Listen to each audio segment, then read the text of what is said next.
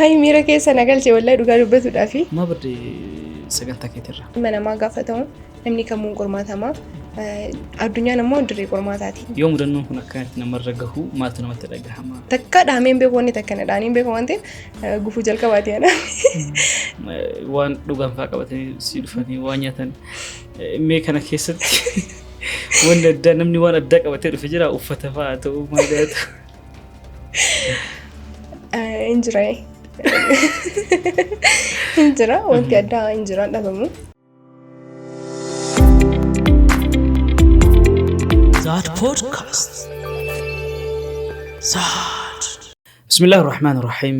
Assalamu alaikum wa rahmatullahi wa barakatuh. Kabajamtoota daawwattoota Zad Podcast hundi keessan iyyuu iddoo isin jirtanitti nageenya Rabbi dhufee isin bira haa qubatu. Har'as sagantaa keessummaa keenya sagantaa podcast keenyaatiin studio keenyatti keessummaa ta'uu qabannee dhiyaannee jira. Keessummaan kun eenyu jettanii gaafachuun keessan waa'een oolle. Keessummaa fageenya gabaabaarraa qabannee miseensa Zad Podcast kan taate shamarree Samiraa Amaan qopheessituu sagantaa Riqicha Ragga'ee kan turte jechuudha. Yeroo dheeraadhaaf sagantaa Zad Podcast irra dhiyeessaa turteerraa baddee turte. Namoonni hedduun karaa keessaatiin bilbiltanii gaafataa turtanii akkasuma immoo karaa telegiraamaatiin karaa messengeraatiin barreessitanii meseejii godhaa turtanii sagantaa Riqicha Ragga'ee maaliif nu irra dhaabatee jettanii gaafataa turtan. Deebii osoo qabu garuu isin deebisuu hin dandeenye sababa mudannoo addaatiin jechuudha. Mudannoo kana immoo ani ofii kiyyaa isin himuudhaaf osoo hin taane isi maqaamaan asitti stuudiyootti dhiyeessee maal taate laata? Homa waliin beenu san atummaan itti himi akka jechuuti jechuudha. Jalqaba irratti waamicha keenya kabajee stuudiyoo Zad Podcast irra deebiidhaan dhiyaachuu keetiif galatoomii ulfaadhu sin jedha. Bismillah salatu wassalamu ala rasulillah. Baga nagaa nu eedanii. Kanuma jechuu barbaada ammaaf. Jalqaba irratti gaafii baay'ee si gaafachuu barbaada. Natti dhufee jira wanni si gaafadhu baay'eetu jira. Mee xiqqoo toraasuutu musotaan gaafadhaa jedhanii jira. Inshallah. Ma badde sagantaa keetirra. Achi haa jalqabnu mee. Gaafiin kuni gaafii namoota hedduuti. Dhuunfaanillee anallee bilbila miidiyaatiin bilbilanii na gaafataa turanii karaa tiktookiitiin keessaan namoonni baay'ee na gaafataa turtanii. Wantummaan akkaanii addatti sagantaa waan kanaa wal qabateef ibsa godhu dalagu na taasisellee gaafii keessanii dursa iyyaafannoo keessaniif nufaana jiraachuu keessaniif galatoomaa ulfaadhaa. Rabbiin jannata olaantutti sadarkaa keessan ol isinaa fuudhu jechuu barbaada. Gaafii maaliif badde jedhu keessaa nama ilma namaa gaafatamu namni kamuu qormaatama. Addunyaan ammoo dirree qormaataati. Nu hundi kennan beekna. Gaaf tokkollee ani wanta kana taa'u yookiin immoo akka narra gahaa jedhee yaadu jireenya addunyaa akka duniyaan raawwataa jirtu akka nama duunetti ifaajja. Akka raawwataa yaadattu ammoo akka nama duuti jirtutti ifaajuu qabda. Angaruu dhugama takkaa yaadeen beeku. Namoota baay'ee akka mudannoon irra ga'e kan irra ga'e illee waanuma dur uumamaan isaan irra ga'e si'a ture arguyyuun amanu. Yeroo ammoo akka jirraa ta'ee mudannoo kiyya kanarraa wallahi wanti guddaan ani baradhee yoo jiraate harka Rabbii akka jiru numarti keenya iyyuu har'a bahuu keenya malee gala keenya akka hin beekne waan kanneen irraa argee jira. Garuu osoo mudannoon himin waan irraa barattee mudatan. Hai miira keessa nagalchee wallahi dhugaa dubbatuudhaafi waa hundaa olitti alhamdulillahi Rabbii san keessaa deebisee siin nagahee. Ji'a muraasaaf kiraanchiidhaan deemaa turte. Ji'oota muraasa ji'a lama ji'a sadii akkas. Namoota amma ji'a sadii ta'ee jira jedhee yaada. Sagantaalee gaddaan kute. Sabni guddaan kiyya sagantaa kana addaan kuteefillee balaa tiraafikaatiin miila kiyyarra miidhaan ga'ee ture. Sababa san ji'oota lamaaf walitti aansee kiraanchiidhaan deemaa ture. Iddoo hojiilee dhufuu hin dandeenye manaallee olii gaddeemuudhaaf haala ulfaataa keessa ture. Alhamdulillah Rabbiin gaafa san akka ani kiraanchi dabalatee miila sadii hin deemu na godhe irra immoo akkuma dursanii na deebisee miila lamaan akka deemu na godhee jira. Tokko faayidaan ala ta'ee jira yeroo kiraanchi qabadu san miila tokko keessa hin jiru. Jechuun irra raafadhee waan deemuuf wallahi haala ulfaataa keessa ture. Namatu baatee gasi baasaa namatu baatee ol si deebisaa. Bakka harka namaa gaafa jirtu akkam akka taatuu fi gaafa waan mara Rabbi si dandeessee ofii gootu maal akka fakkaatu argee jira. Xiqqoollee taatu anaaf wanti kun barnoota baay'inaa dabarsa.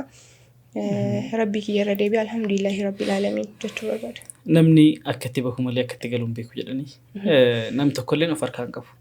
Yeroo hedduu namoonni waan fakkeessan si fakkaata namootaaf cinqaman namootaaf yaaddahan namni namaaf yaaddahuufu ufiifuu of harkaan qabu. Ofii isaatiifiyyuu daqiiqaa kana booda hagam akka jiraatu ofii isaatiifuu hin beeku. Maraafiyyuu waan baay'ee as keessatti dhaamtee jirta. Baga Rabbiin si fayyisee fayyaa guutuudhaan istuudiyoo Zaad Poodkaastii deebisii jechuu barbaada. Sagantaa keettis amma achiis akka sirnaatti fuftuu abdii qaba. Kanaaf wal qabatee wanni ani kanarra si gaafachuu barbaadu tokko miidhaa kan kee kana keessa deemnee haasa'uu hin dandeenya akkam ture lukarra ta'uu nutti himteerta kiraanchiin deemaa jiraachuu kan kee nutti himteerta. Ji'a lamaaf ammoo akka ta'e ji'a lamaa oliif kiraanchiidhaan akka deemaa turte nutti himteerta. Mee akka barnootaattis akka muuxannoottis jechuudha. Yoo mudannoon kun akkanatti namarra gahu maaltu namatti dhagahama jechuun mana deebi'anii dalagaa dhiisanii barnoota dhiisanii mana deebi'uun sun miira akkamii namaa kenna waan jedhu irratti. Hin danda'ama. Dursa irratti miidhaan kun sirra geessuudhaan fayyaa natti dhabdu maali waan jedhamu sana kaasu kana wal qabatee gaafa miilli kan kee jechuun miila kiyya lafee hojjaa waan jedhamu santu cabee luka kiyya keessaa jechuudha. Lafee hojjaa waan jedhamu jira jilba keetii fi faana keetii jidduu lafee jirtu jira. Lafee santu cabee jessoodhaan hidhamee ture hanga tafa kiyyaa soo gaafa kana jessoon hidhamu kun baay'ee ulfaata. Baadaaf hin ulfaataa namni miila kan kee ol fudhee gasi deebisuu qaba. Isaan alatti immoo firaasha irra wayita ciistu tiraasii 3 walirra kaanee achirra kaa'attee luka kan kee kallattii takka qofa rafta. Maaliif achirraa sochootee wadhee lafeen akka hin taane fayyuu danda'a waan ta'eef yookaan immoo addaan bahuu danda'a waan ta'eef sababoota saniin fi haala saniin kaatee raftu. Ji'a tokko guutuu akkanatti ol gargaltee rafta duuda keetiin. Irrimni hin jiru jessoon sitti hidhan sun illee si guba yeroo faana kee jala akka nama waatti qabsanii sirriimatti si guba. Keessaa gara sochoofattu hin qabdu wallaahi keessaa gara sochoofatu takka hin qabdu baasuun dandeettu fiddeebisuun dandeettu haga gubattee dhiissuudha galgala of eegaa bultaa irrimni hin jiru. Sanirraan sirrii malee si beelessa. Maqaa beela sirriitti qabda. Soo fayyaadhaan wal qabatee waan bal'aanaa of bira tartee namaa murakkista. Gadi buutaa. Gizee gadi buutu kana ala bahu jira. Yeroo ala baatu kana ammoo nama miila kee baatee gasi buusaa. Erga gasi buusee haga ati lafa luka kaanii lafa ejjattutti lakka kan kee qabatanii dhaabatan. Iddoo ati deemte sanitti luka kan kee baateeti namni. Soo ni maanuu rabbi nutti kenne kanayyuu yeroo sanii ka beekuu dandeenyu numarti kenne yaani garuu hin beeku namoota qaama miidhamtoota taanee iddoo garaagaraatti arginu kana asoo tuffachuu baannee asoo xiqqeessuu baannee anamma asoo rabbiin wanta salphatti naa fayyisu ta'uu dhabaatee waan kanaa olii wayii ta'uuti miilli kiyyaa asoo muramuuti ani qaama miidhamtuudha jechuudha. Kalee garuu akka nama kamiitu miila lamaan deemaa ture. Soo isaaniif xiyyeeffannoo kennamuu qaba. Saniin alatti wanti ani taajjabee akkasumallee bira darbuun barbaanne iddoo iddootti erga na dhukkubeellee sagantaa tokko raafuu hin dandeenye deemaan ture kiraanchimaan sagantaa sanirratti waltajjii sadarkaa fa'aa bahuudhaaf sadarkaa fa'aa ol bahuun hin ulfaata. Haala mijeeffamuu qaba qaama miidhamtootaan gama kanaa namni martuu qaamni dhimmi ilaallatu osoo xiyyeeffannoo itti kenne ani ji'a lama keessaa hangana ji'a lamaa ji'a sadii keessaa hangana yoo ta'e namni umurii isaa guutuu kiraanchi deemu tokko haala kamiin tajaajila hawaasummaa argatu waan jedhamu waan itti yaadamuu qabu. Yeroo jalqabaatiif dhimmi kun dhimma gaaffiis ta'ee yaaddoos ta'ee furuudhaafis itti yaade fakkaata. Sirriimatti. Asoo danda'amee humna kiyya qabaadhee waan irra dalaguu irra dalagee natti tola keessa fayyuu waan amma sadarkaa keessa irra bahuu iddoo garaagaraa sochoota gootu qaama kan keessa. Yeroo baay'ee hospitaala irratti baay'ee mijataadha. Kiraanchiidhaan akka irra bahaniin godhama. Makiinaadhaan. Wanna qaba wiilchariidhaan deemtaa yeroo sana rakkoo hin qabu. Amma garuu hin ulfaata sadarkaa bahuudhaaf. Kabajamtoota daawwattoota Zaad Poodkaastii sagantaan keenya akkuma tufeetti jira. Shamarree Samiraa Amaan waan isii mudatee keessa turte haala dhukkubbii isii haala ammoo achi keessatti wantoota taajjabaa turte hedduu nu qoodda jirti galatoomii ulfaadhu jennaani. Kana keessatti ammoo namoonni hedduun akka fulaalan abdii qaba. Anis akka dhuunfaa kiyyaatti waan baay'ee keessatti ilaalee jira. Namni martinuu ni'maan eega deeme booda namatti beeysa jedha. Ni'maa jechuun waan rabbiin tola sitti oole. Tola rabbiin sitti oole tokko eegalli sirraa deemu qofa beekta. Haga dis bira jiru itti boonuu dandeettaa. Itti baacuu dandeettaa. Hobaa sitti fakkaachuu danda'a. Garuu gaafa wanni sun bakka sadii ka'e achiin qilleensi seenaa. Qilleensi sun si miidhuu danda'a. Sitti beeysuu danda'a jechuudha. Samiiraadhaan galatoomii ulfaadhu jennaani. Kana taasisuudhaan eega rabbiin tola ofii deebi'ee sitti oolee fayyaa keetti irraa dandamattee kaatee akkami yaadni ati hojjettee deebi'uudhaaf qabdu. Keerii qaba cabuu jechuun gama tokkoon erga rabbiiti. Jechuun qadara irra jira waan ta'eef wanni martiinuu keeriidha. Jalqaba nama hin beekne nama hin beektu nama si dhayeessan jechuun nama beektuu miti maatii beektuu miti tasa nama sanillee rabbiitti erge sillee rabbi si erge walitti dhuftee san booda hariiroo cimaa wayii uumtaa nama sanii wal barattaa namni wal jabeessaa deema. Osumaan beekne fa'aa fira taateef argamta. Si galee ofii waliin beektu yookaan gosa takka taataa yookaan wahii taataa wal argita. Gaafa kana hariiroo islaamummaa jidduu nama saniif jidduu nama kanaa jiru jabaataa deema. Namni illee wal barataa deema. Lammaffaa irratti yeroo cabdee ciistu san amma dhibeen narraa lashee wantoota garaagaraa barreessuu kitaabota dubbisuu akkasuma sagantaa dalagaa jiru kanaaf haala kamiin itti deebi'ee dalagaa maal gochuu qaba waan jedhu saniif sa'aatii argadhee jira. Walumaa galatti duniyaa kiyyaaf illee akiraa kiyyaaf illee waan ta'u wanta ani isin himuu barbaadu karaa immoo yeroo qama miidhamtanii fakkeenyaaf bakka wayii jiraattanii salaatuu barbaadanii akka nama kaawwaniitti salaatuu hin danda'u. Namni kun akkaataa itti dhaabattee salaanname duraan jechuu wata fayyaa qabu san amma immoo itti kana yookaan teettee saniifiyyuu si dirrifachuu dhabuu danda'a. Miilli tiraasii gubbarra seesara naannoo sitti miira. Ciisuufillee yookaan haalli itti ciisteetiin itti salaatu qiblaan itti ciisuun kanas ta'uu dhabuu danda'a. So haala ulfaataadha waan maraafu. Sanirra kaafee ammoo gaafii ati na gaafatteef wanta anallee manallee hawaasallee achisaa jiru keessaafuu uummanni naannoo Harargee jirtan baay'ee galatooma. Namoonni biyya alaa keessa jirtanillee naannoo mara namni jirtan keessaafuu isin baay'ee galatooma jechuudha. Baay'ee iyyafannoon isaanii adda ture. Sagantaa iyyafatan anaa osoo hin taane rakkina hin qabu. Inshaallah yeroo gabaabatti hojiitti deebi'ee sagantaa kiyyaalee jalqabee akkasuma ammoo sagantaa itti deebi'u kanaaf ammoo protokoola mataa kiyyaatiin jechuun sagantaatti waan eda'u qabu dabalee waan irraa hir'isuu qabu irraa hir'isee argamudha kaayyoon kiyya wanta yaada turellee kanuma. Kanarraa fi ammoo waan sagantaa wal qabatee qabatamummaa waan waliin arginu ta'a. Ani sagantaa wal qabatee hanganuma jechuu barbaada. Galatoomii ulfaadhu waan asii gaafadhes waan asiin gaafattinis baay'ee keessa deemtee deebiseerta. Kanatti aansuudhaan gaafii xumuraa jira. Anis baay'ee wanni waliin haasofnu jiru. Mata duree jabaa qabannee dhufne hin qabnu. Garuu haala qabatama jiruu fi wantoota keessa turtee maaliif sagantaa dhaabdee sagantaa sababni itti dhaabdeef sunu akkamii waan jedhu keessatti ibsa kee barbaadneetti kanas gaafanne. Mee kanatti aansuudhaan waan asii gaafachuu barbaadu. Yeroo namni dhukkubsatee ciisu namni baay'ee dhufee nama gaafata.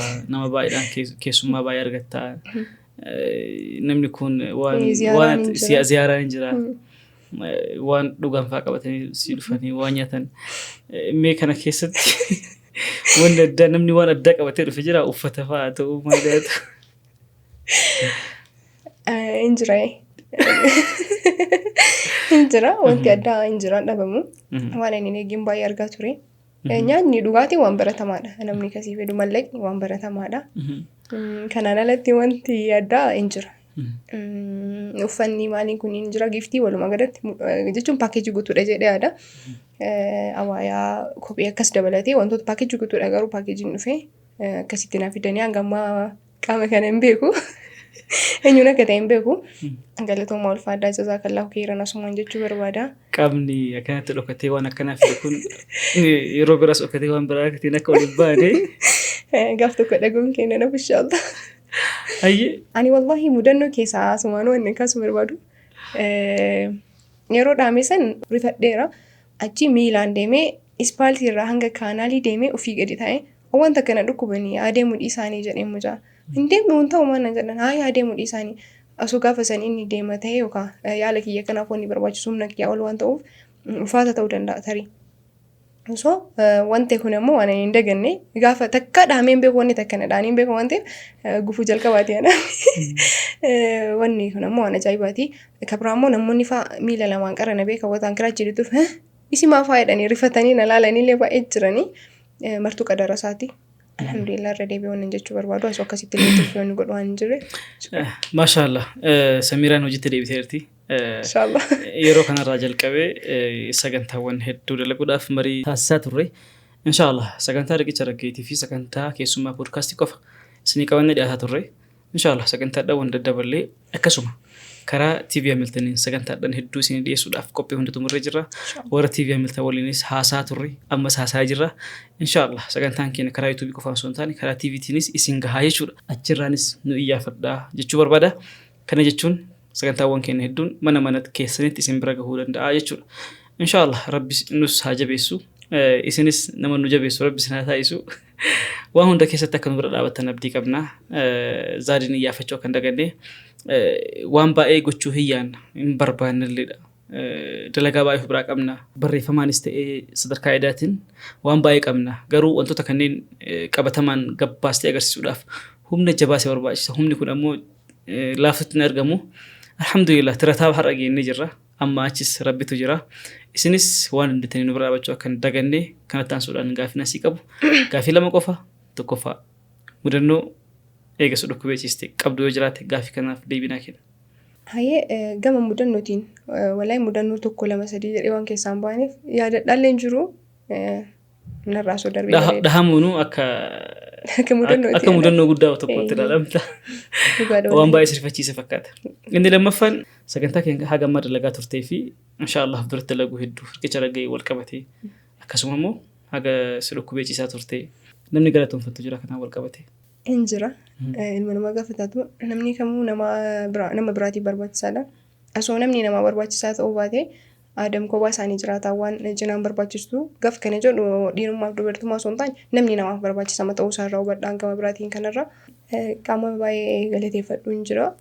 Jalqaba irratti hordoftoota makiyya miidiyaa kanarra jirtan kallattiin alkallattiin dhimma kana quba qabdan ka quba hin qabne karaa keessaatiin illee qaamaan illee dhuftanii efinaan namoonni interviyuu asitti godhaa ture dhufanii manatti na gaafataa turanii deddeebi'anii akka maatiitti jechuudha bakka wallahi deddeebi'anii na gaafataa turanii akka ani natti hin dhaga'amne fa'aa kan dhiphanne faana bira oolanii galanii ijoolleen baay'ee akkas jiranii keessummoonni kiyya jechuudha as faamiliin ulfaadhaa galatoomaa maatiin isaanii keessaafuu sirrimatti galatoomaa anallee karaa tiktookiitiin na dhibbisaa turan bilbilaan miidiyaatiin na bilbilaa turtan marti keessanuu rabbi bakka isin jirtanitti quba isin qabaatu akka isin ayyaaffattanitti rabbiin isin ayyaaffattu isin jechuu barbaada. Isin jara biraawwataas deebine immoo namoota dhuunfaan galateeffadhu hin qaba. Akka miidiyaatti illee abduu zaad ulfaadhu galatoomii membarsiin as keessa jirtan marti keessanuu galatoomaa baay'ee ani kufeeyyuu akkan kufne kan agarsiise hamilee naa taateerta innaa rabbi gaditti galatoomii ulfaadhu wallaahi ijazaa kee rabbi si adeemu jechuu barbaada. Isaan raayyochi darbinu tartiibumaan deemu barbaadeeti maatii keessatti adaadaa kiyya anachi turellee dhaangadhaamellee gara maatii kiyya osoo hin galiin bakka nuyi haadhaaf abbaan garri deemtu akka hin jiru jedhaniif biratti naan bisanii badeeda na barbaachisu kulli beelee dheebodheen beekuu isaan biratti ofii ol iyyafatanii maal taatee kaatee didee nama 3-4 na duuka deeman gisee ani gadi bahuyyuu so wallahi hundi keessan ulfaadhaa ummaa babaayidhaan illee an takka isuma dadaadheen hin beeku ulfaadhaa naa galatoomaa ijoolleen isaaniillee hayaat adii marti keessanuu naa ulfaadhaa naa jiraadhaa rabbi umurii isin adeemsu dhugaa maatiin yookiin immoo firri kan kee dhugaa siif dhaabatu isaaniitu isaan irratti argee naa jiraadhaa jechuun ni barbaada. Sadarkaa dhumatti immoo maatiin balaan kun wata qaqqabu qadara ta'e ana dhooftan baay'ee na wajji dhiphataa turtanii na wajji rakkataa turtanii ani hin barbaanne illee garuu wanti kun waan gubbaarraa katabama gubbaarraa jirtu waan ta'eef naa jiraadha isinillee naa ulfaadha isin hin jedha. Walumaa galatti namni barattoonni mana barnoota keenyaa hundi keessanuu qaamni dhuftanii na iyyaafataa turtan naa galatoomaa naa ulfaadha naa jiraadha kun na mashallah sagantaa golabnu godhamuun bareedu wanni siyaaf yoo jiraate inshallah yeroo gabaabooda sagantaa baay'ee walitti deebina. Samiraa waliin sagantaan dareenu baay'ee jira akka dhuunfaa isiitti sagantaa argacha rageetti deebiti na waliin sagantaa bareedaa qabannee dhiyaachuudhaaf qophii hunda xumurree jira. Isin garuu wanni guddaan nu isinitti himnuu jiraate sagantaa Zaad Poodkaastii namoota hedduu biraa ga'uuf foon isin gargaartu laayik gochuudhaan akkasuma immoo namoota biraan geettanii akka subscribe share like gochuu danda'an gochuudha. Warroonni maatii keenya taatan dandeettii keenya beektan qophii keenya beektan jaalattan hordoftan martinuu nu ciraan dhaabbachuu kan daganne inshallah yeroo gabaabooda immoo akka Oromiyaattis sagantaadhaan hedduu qopheessuudhaaf deemna waan ta'eef qophii haraatiin hagammaatti nu waliin turuu keessaniif galatoomaa ulfaadhaa. Ani kan isin waliin ture Abduu Zaad akkasuma ogeessa kaameeraa keenya Ramadaan Kadir Abdulqaadir waliin turre hundi keessaniyyuu galatoomaa ulfaadhaa. Sagantaa itti naga walitti deebinutti wassalaamu alaikum wa rahmatullahi wa barakatuh. Zaad Podcast. Zaad.